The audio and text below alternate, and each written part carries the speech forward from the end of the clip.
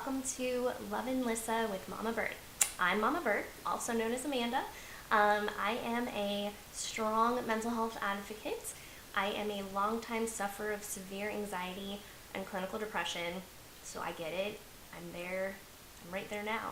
I'm also a mom of three, wife of one, fur mommy of many, and I just wanted to share with a bunch of people on a podcast about some of our mental health struggles, not just mine. There will be special guests coming in, and I say coming in, when I say that I mean through Google Hangout. We'll be meeting with some people that would like to share their story, would like to help spread awareness and help others know what it's like to live their life and go through the things they're dealing with. It'll also talk about how they're getting through it, what they've done to get there. Some people may not be comfortable with sharing their story with a video, and that's totally fine. I get that. Like, this is probably my 20th take. But I want you to still feel comfortable to share your story. It's very cathartic for some of us. So some people will be writing in through email, writing, and if that's you, if you would like to share your story that way or be a guest, let us know. So it's really just a place to come to share your mental health struggles, to share your journey, to talk about what it's like to go through what you're going through, to come here and relate, to learn together. I want you to leave feeling like you're not alone. It's okay to not be okay. It's okay to go through these things and to talk about it. It's taboo still sometimes, and I get that, but it shouldn't be. So here's a place that you can come to see that it's okay to not be okay, and it's okay to share your story. So I'm really looking forward to sharing this with you once a month, and I hope that you enjoy, so let's go. Hi everyone, welcome to the first episode of Lovin Lyssa with Mama Bird. I'm your host, Amanda Bird, also known as Mama Bird. I am going to share with you a little bit about all of this. This is kind of our introduction video, so you can hear what it's all about and what you're going to see. Am I nervous? Heck yeah. I think in the introduction to share what all this video is about, I think I had no less than 20 takes just to get that right. I'm sharing this with you, but I can tell you that this has been a long time coming, and I've kept putting it off because of my anxiety, sometimes my depression. So I totally know what that feels like, and today is one of those days, Mom did her makeup, and I put on a cute outfit. If I'm going to be totally honest, I don't even wear this shirt that often because it shows my belly, but you can't see that now, so. But anyways, so I just wanted to share a little bit about what this podcast is going to be about. So Lovin Lyssa, what's that all about? And yes, I have notes off to my side. I'm trying to remember things, but not letting my nerves take over like they do. So let's see. First of all, Lovin Lyssa is about my sister. Now it's not just about my sister, but it's about anyone that's struggling with their mental health. Sometimes it can be displayed in different ways. My sister is a recovering addict, and she's very open and honest about that. And she loved the idea of me having a podcast named after her, so it definitely has her permission. It's about loving others and loving yourself that are going through things. Now, not to say that you lose yourself in these situations, but loving people for who they are and being there for them through the struggles. Talking about the ups and downs, the in-betweens, what it's like to go through these journeys. We've all had different situations, and things affect us all differently. So I'm not here to judge. I'm not here to, oh, well, that's not as bad as when Susan was telling me, because that's not fair. Some of us have really severe anxiety. Some of us have dealt with depression that we can't get out of bed. We don't know someone's story. We think we do. Like, you might see me on the street today and think, well, this is what I hope you would think, but wow, that girl's got her shit together. But honestly, most of the time, I'm a hot mess. We've got some stuff at home, and that's just life. That's just how it goes. But we're all good at putting on our mask and showing a different face sometimes. So I want this podcast to be more about taking off your mask and sharing what's real.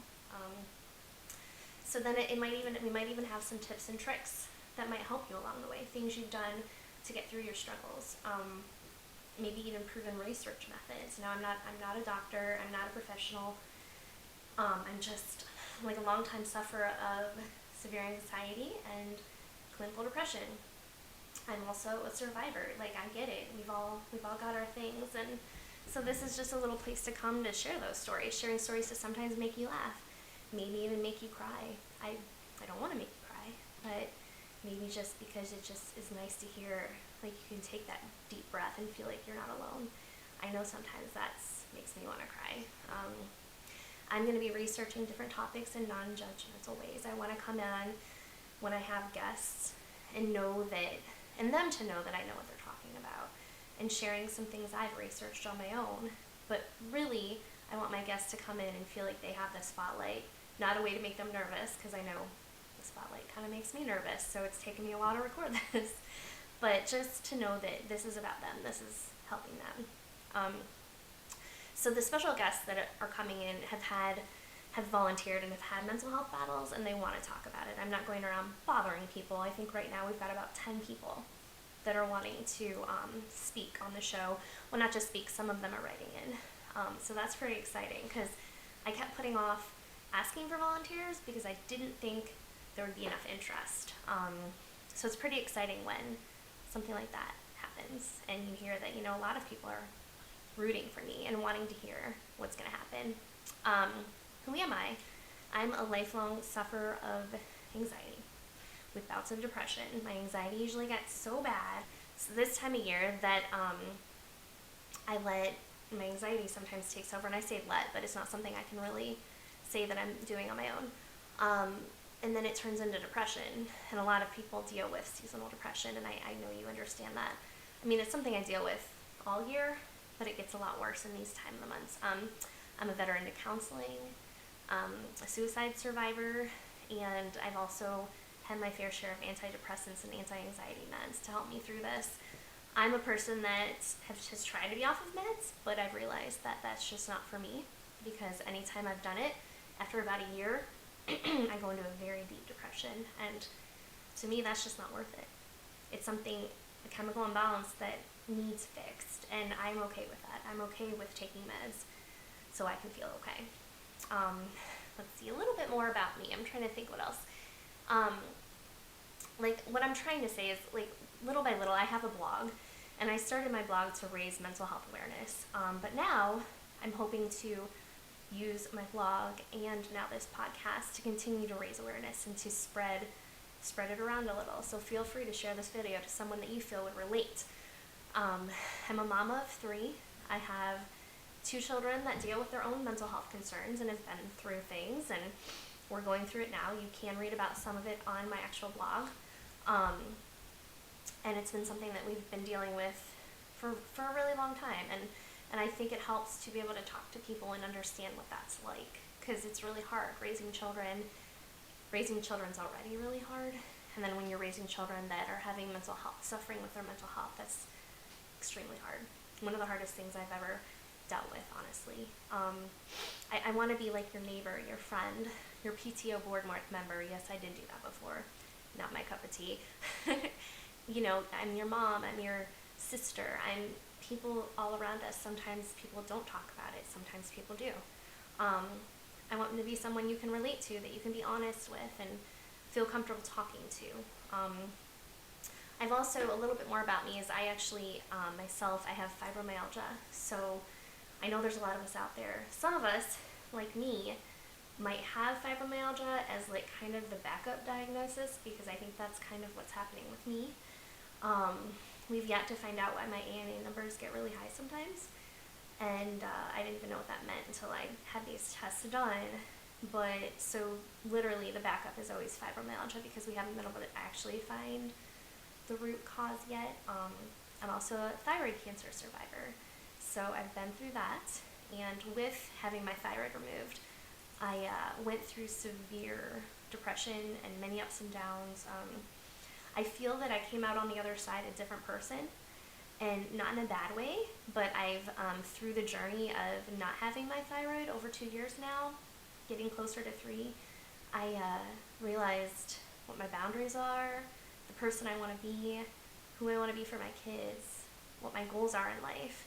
That's part of the reason I'm here. I probably would have never done something like this before. I want to make mental health less of a stigma and just more of something normal that we can talk about when we need to, because unfortunately some people will not talk about it because they're scared. They're scared of what people will think. But the thing is, if those people don't want to listen, then they're not your people. That's something you just have to realize. Or maybe you have a group of friends that you can talk to, and you have a group of friends that is like, you know, we've all got our different groups and people that we know we can trust.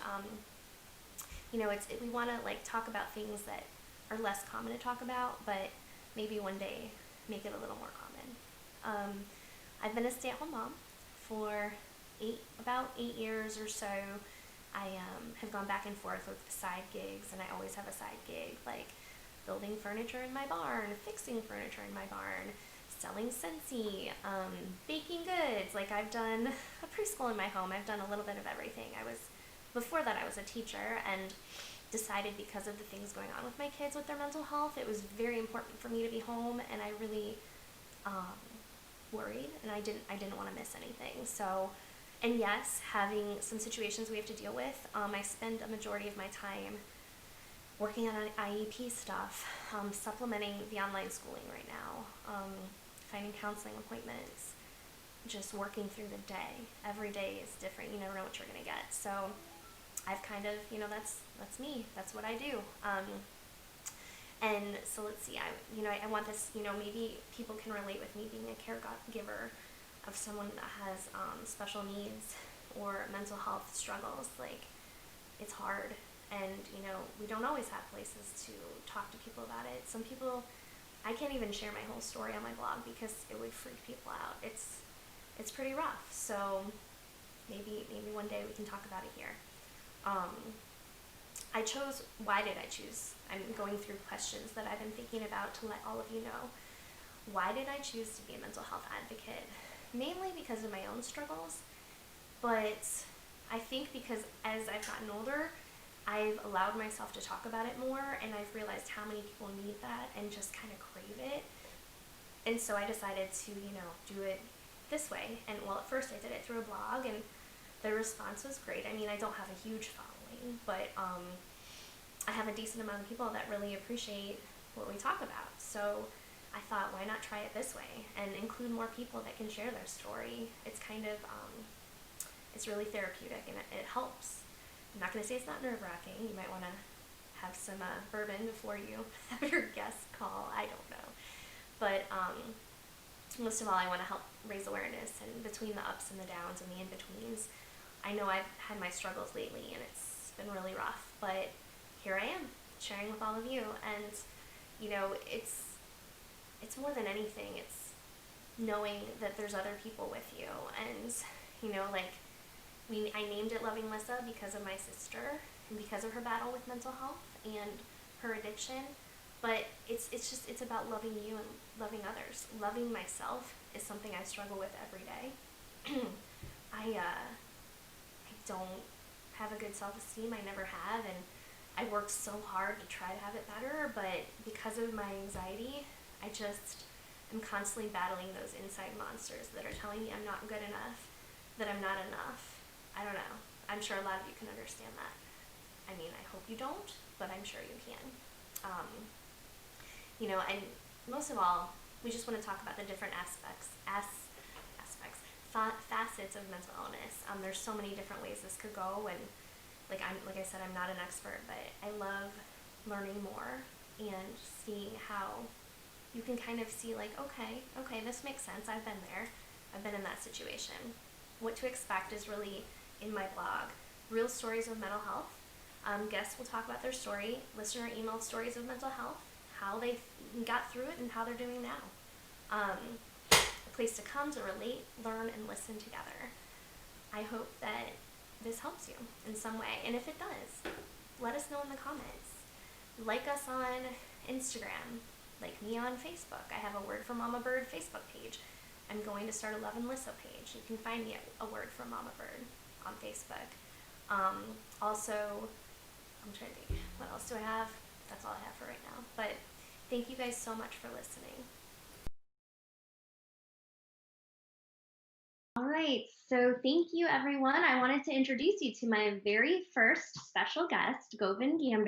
We are founding members of Find My Hope, and he created a certain special app called My Circle app. We have been working together for a little while now, and I would love for him to tell his story. So here he is. Thank you, Amanda. We're really happy to be here to be a part of your inaugural show. We've been talking about it for what, 4 or 5 months now, something I think quit and stuff about it. So it's exciting to see, to see it coming together and to see it come to fruition and to actually be able to get it up and going.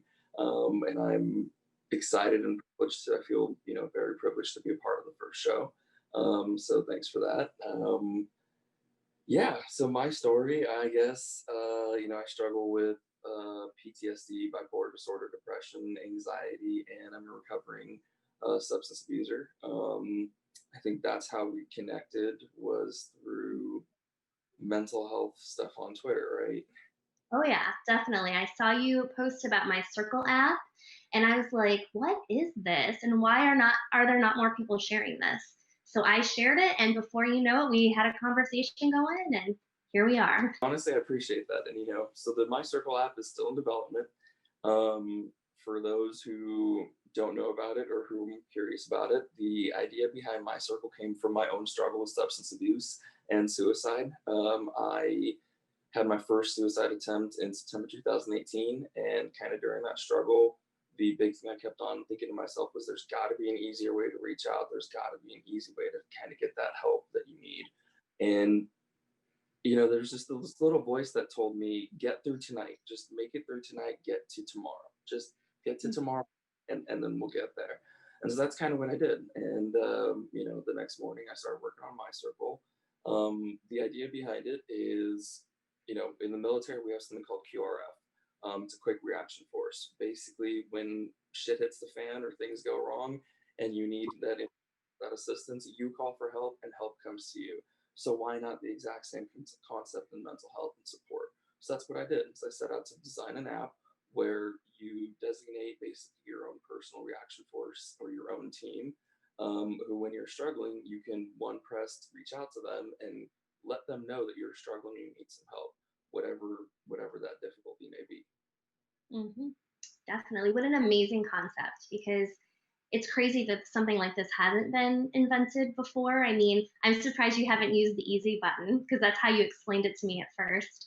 Like it is just like the easy button, but for mental health. And I mean, so many of us have been in that spot. Some people are afraid to talk about it, but this is just a way for the people in your circle to really to know when you're struggling. That's the hardest time to reach out. Absolutely. I mean, I know from my own personal experience, you sit there and you start thinking about, so and so's busy with work, or so and so's got the kids, or so and so's got something else. I mean, I know that you and I have texted a few times, and there have been some times where I should have told you, like, hey, like, I'm struggling right now, or and I know that we've actually been able to do that with each other, which is awesome. Yeah, I definitely I think what's been great is like it's not always easy to find those friendships in people. And with this, some people don't even know how. Some people just don't know how to reach out like that because that's not something they're open about. People Yeah, like me, probably like you too, we're very open about things like this, but we still need everybody needs these resources. It's not just. So how so this is how it all began, but like what made you go in this direction? to be honest, it was a conversation. It was a conversation between myself and a friend where we were just discussing it, and we just started talking about how hard it is to reach out to people. He was in the military himself. Actually, he still is. He gets out at the end of this year. But we were just discussing like how hard it is to reach out to people and how you go through this thought process and you find all these reasons and obstacles to not reach out. And then I kind of just thought about it for a little bit, but then the next day I had that exact same conversation with another friend of mine, who was never in the military. He was a civilian, and he said almost the exact same thing. And that's when I started thinking, like, this seems to be a universal problem. Reaching out and the difficulty behind it. And that was when I started thinking to myself, like, there's an easy button for everything, right? You can go online and you can order the little easy buttons from Amazon, and you can put them in your laundry room and say, well, I'm out of Tide, like click replace. Like, you know, I Right. Little fairies appear, right? Do the little fairies appear when you push the button? pretty much I like, "Oof, right." And, Tide shows up to my door the next day. Like, oh my god, like, I don't know how it works. Same thing with pizza. I can go on my phone and I can be like, pizza, I want these toppings, and then somebody drops off a pizza at my door. I'm like, oh my god. So I started thinking, why can't you do it with mental health? Like, why can't we get support that way? Why can't we get help that way? You Right now, when you try to get help, it's this 15-step process. You got Mhm. but you got to find the resources that are available to you. You got to see if they're even open. You got to see like if your insurance can cover it, or if you don't have insurance, how much is it going to cost for all the free resources? Like, do they serve your demographic? Like, it's become this exercise in trying to get help, and I just don't understand why that is. So I said, you know what? Why not make it easy?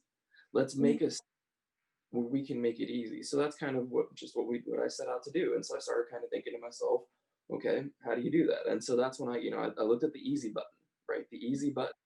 They What was it? They said that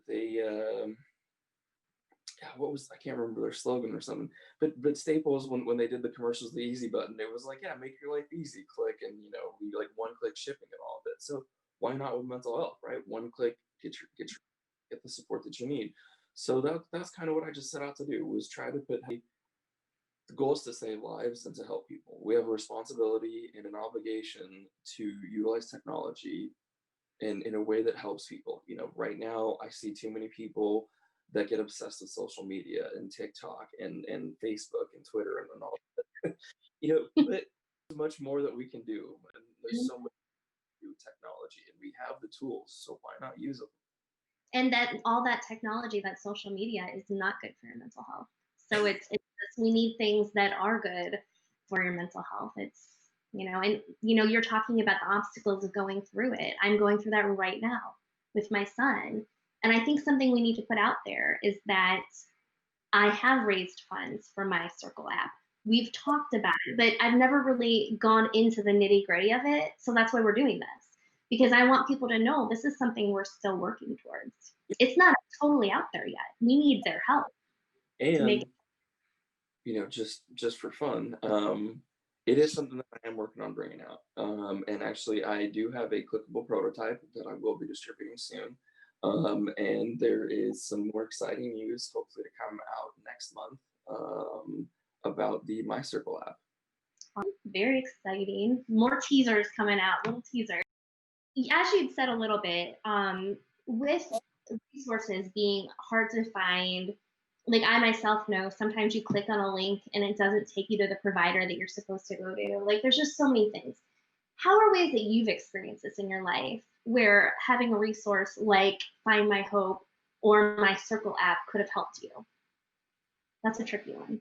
Um, that is a hard one, but to be honest, I can tell you off the top of my head of at least four instances where the My Circle app would have come in very handy. Um, Two of them were suicide attempts. Um, One of them was a full-on, I can't even begin to describe it, breakdown outside of VA clinic, and Mhm. the personal incident. And so, as I've shown some of the features and we've demoed some of the ideas behind the app with with some users and some care providers, we've gotten really good feedback on it, and we've seen that there are more demographics that could be using the platform. As it started out with just an idea for, let me help veterans who are struggling, Mhm. and expanded into, well, who else could use it? It could be used by people that are struggling with substance abuse. It could be used by struggling with PTSD. And then I started looking at, okay, let me expand it into other things. And now I'm looking at it, having it used in schools. We're discussing it with some senior care and community living facilities. We're discussing it with some nonprofit organizations. We're discussing it with service organizations like the VA and like police and fire department and different organizations that help civil services. And so we found that there are a lot more uses for the platform. And the key is just, the idea of bringing help to the user. That's all it is. It's let's bring help to the user, and let's continue to provide help to the user. And it's kind of funny that you brought up how we met on Twitter and how we created Find My Hope, and that was kind of the idea with Find My Hope was to do just that too. And we wanted Find My Hope to bring help, to bring resources, not to bring help, but to bring out resources. And so that's kind of what we're working on. It's wonderful. I feel like I'm all over. You are okay. You are doing a wonderful job. And I know some of these things are really hard to talk about. So I really appreciate you doing that with all of us. I mean, mental health is a really hard subject. And even being veterans to mental health like we are, like I'm a lifelong sufferer, it's still hard to talk about, no matter where you're at. And in a lot of times what people would understand that struggle with anxiety, PTSD, I mean, so many things, your mind is racing. So we're trying to talk about it, but we also have our own anxiety that we're trying to suppress to share this with other people. So you have to give yourself credit for that because it's really hard, and I get that. So thank you. Um, so like more than anything, you said you're trying to you want to get it out there, you want it to help people. Like in a year, what would you hope? Like what are you wanting to accomplish with Find My Hope? Just getting it out there. Is that mainly what you're going for? So my ultimate goal is to see Find My Hope providing help to one person a week. Mhm. So to 52 people in a year. If Find My Hope helped 52 people in 2021, I will call it a success. I Um, agree. with my circle's a different beast. Ideally, I would love to see my circle make a direct impact in the suicide rate. Mhm. Not veterans, but in the country. As one of the most developed countries in the world, we have one of the highest suicide rates, and Mhm. it goes hand in hand with our lifestyle and with what we eat and what we look at, and like you mentioned, social media. Like, yeah, Mhm. it's a big cause to suicide. And looking at what's going on, 2020 has not been the easiest year for people. Mhm. You've got Definitely. coronavirus, you've had shutdowns, you've had people losing jobs, you've had, I mean, so much disruption in one year. Mhm. Yeah. And something that I'm currently listening to a book on Audible, The Subtle Art of Not Giving a Fuck. Okay, that's what I'm listening to. And if you've listened to it, my husband's also, he's the one that recommended it to me. I give too much of a fuck. Let's say that, okay? And unfortunately, when that happens, you worry about all these things that other people aren't even giving you a second thought about. And a lot of times when we're at our lowest, we turn to things like social media. Well, if you're going on social media, you're seeing the bright and the sunny and the happy while you're struggling. And Yes. so it's like right now, that's our lives right now. And it's always go, go, go. But then we had to slow down because of COVID and people just didn't know which way to turn. So there's just been so many things to affect that rate, that suicide rate. It's scary, especially Ab- like with the younger generation. It's Absolutely. I mean, I remember I saw an article um, in summer about a student who graduated from high school, and they were like the class valedictorian, like the ideal grad. Everything was perfect, and they committed suicide like 6 days after graduating, and nobody could explain why, and nobody could really figure out why. Then they started digging through their social media profile. They started digging through things, and they were like, "Well, yeah, the kid made things about him being depressed and discussed about how coronavirus has impacted him." And yeah, it's been a very tough year, and reading stories like that has just charged me that much more to want to bring this app to market and to want to bring it out there to help people. Ultimate personal belief is that we lose too many people to mental health every year. And we lose people for dumb reasons. We lose people because they can't pay for the care. They can't find access. They can't afford the access. They have barriers. Like, they're just the dumbest reasons possible to lose people. Why? and they can't help it. Yeah, they can't help. They have no choice in the matter. It's really awful. It's It's, awful. it's terrible. So if we can make something that can help, one person every single week, every single day, hey, why not?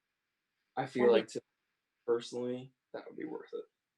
So let's go ahead. So with Find My Hope, when I one of the first things I think about, and when you're creating content, writing, I'm a blogger, so I think like, why is this happening? What are we doing about it? How is it going to help? So the what, the why, and the how. Tell us more about Find My Hope using those criteria. The inspiration for Find My Hope actually came from me finding my own hope. Um, I struggled with suicidal ideation for so long that it kind of became a daily part of my life. And it wasn't up until this summer when I actually found my hope. And it was a big change for me. And there's indescribable about that feeling when you find that hope, that reason to live, that strength, whatever you want to call it. And so I wanted to create something that helped others find it too. I wanted to at least give them a bridge to find the strength to go on to the next day, because that's what, when I was struggling most, I needed to find the strength to make it to the next day Yeah. until I hope. So that's what I Mhm. want, create a platform where we could help people find their own hope. And so the goal was to create a bridge to connect people to the resources and support that are available out there, which is our website.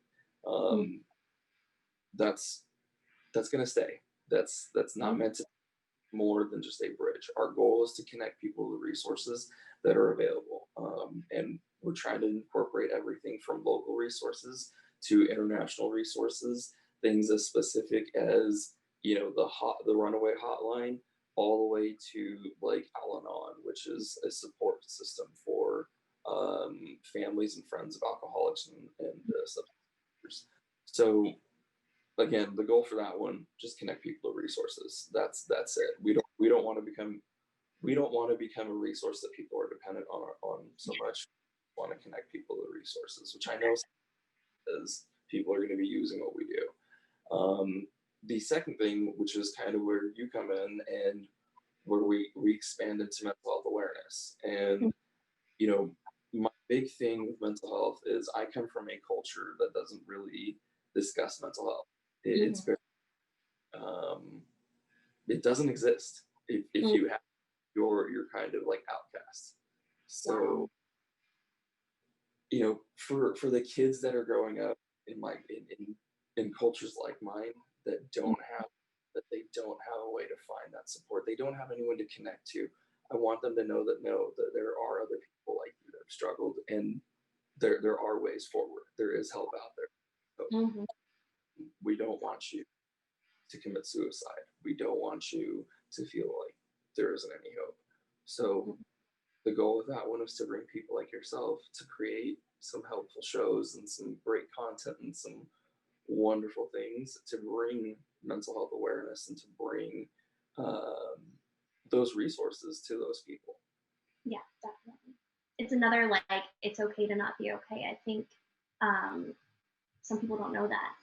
Like back in the day, before we had social media, it was, man, I'm having a crap day. All right, I guess I'll keep raking the leaves. But now it's like, I'm having a crap day. Open up Facebook. Oh, wow. Wow, they're doing really well. But to be happy, I need to do this. Like, we've got all these guidelines how to be happy, how to be successful. It's Yes, never, but it's okay to not be okay. It's okay to take it day by day. I still remember a quote from a Joel Osteen service where he said a lot of people are too obsessed with thinking about the name that's on their chest rather than the name that's in their chest. And Mm-hmm.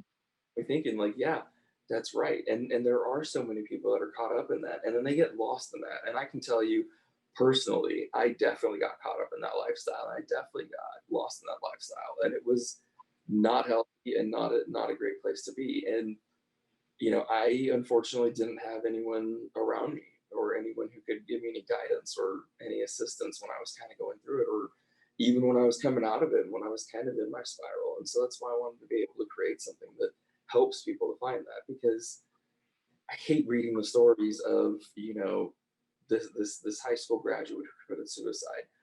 That kid could have been the person who invented quantum travel so that we could have life on Mars. Like, Yeah. No. like you never know who they could have been, but they're never going to have that opportunity.